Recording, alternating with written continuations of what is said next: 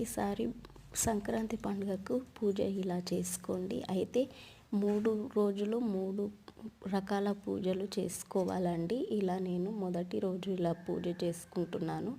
పసుపు ముద్ద తీసుకొని అందులో పసుపు ముద్ద పెట్టుకొని పద్మం ముగ్గు వేసుకొని మధ్యలో పెట్టి అమ్మవారిని పసుపు ముద్దని నేను అమ్మవారిగా అనుకొని పెట్టేసుకున్నాను. అయితే ఇప్పుడు పసుపు ముద్దను పెట్టుకున్న తర్వాత దీపారాధన చేసుకొని నేను కుంకుమార్చన లక్ష్మీ అష్టోత్తరాలతో కుంకుమార్చన చేసుకున్నాను ఫ్రెండ్స్. కుంకుమార్చన చేసుకున్న తర్వాత మనము దీపధూప నైవేద్యాలు అన్నీ సమర్పించుకోవచ్చు. నేను దీపం సమర్పిస్తున్నాను. అలాగే మీకు వీలైతే మీరు కొత్త పంట మీ ఇంటికి వస్తే కొత్త పంట కూడా పెట్టుకోవచ్చు మీకు నచ్చినట్లుగా.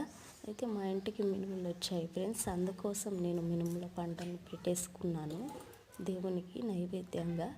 అలా సమర్పించుకోవాలన్నమాట. అలా సమర్పించుకొని పూజ చేసుకోవాలి. మనకు వీలైనంతలో పూజ చేసుకోవాలి. అయితే దీపాలు నీకు ఎన్ని వీలైతే అన్ని ముట్టించుకోవచ్చు. ఎంత వీలైతే అంత దీపంతో పూజ చేసుకోవచ్చు. అయితే మీరు ఈ 3 రోజులు చేయబోయే పూజలో ఏం చేయండి అంటే ఈ ఆకులు కానీ వేసినవి ఏమైనా సరే తీసివేయకూడదు ఫ్రెండ్స్.